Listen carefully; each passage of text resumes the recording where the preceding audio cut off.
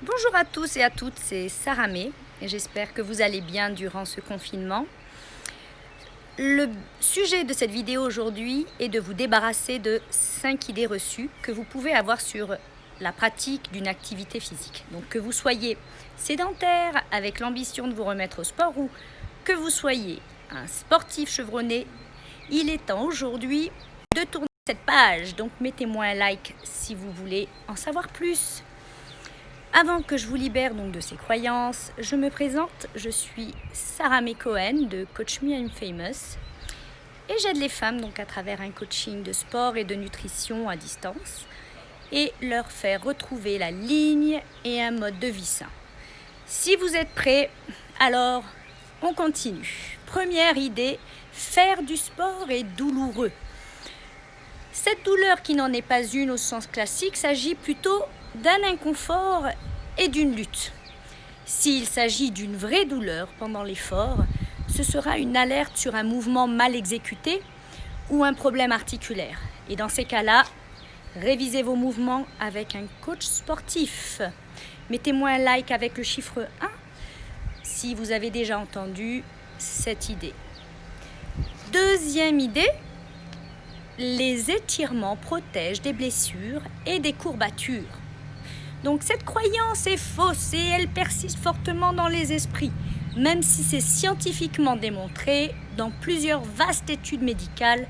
Ce sont les échauffements qui protègent des blessures afin de préparer les muscles et les tendons en augmentant la température via l'afflux sanguin.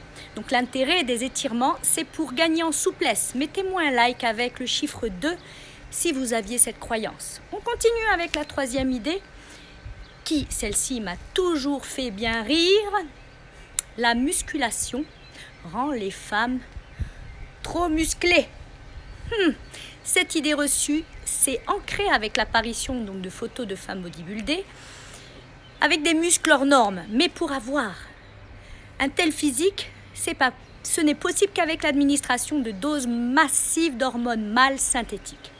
Nous les femmes, nous avons 2 handicaps pour développer de grandes quantités de masse musculaire. La première, notre taux de testostérone est 10 fois moins élevé que celle d'un homme. Et deuxièmement, notre taux d'œstradiol est lui beaucoup plus élevé que celui d'un homme. De plus, cette hormone va limiter le développement de la masse musculaire. Donc, pas possible pour nous de devenir musclés comme un homme. Et nous ne pouvons que nous sculpter en nous entraînant de manière régulière.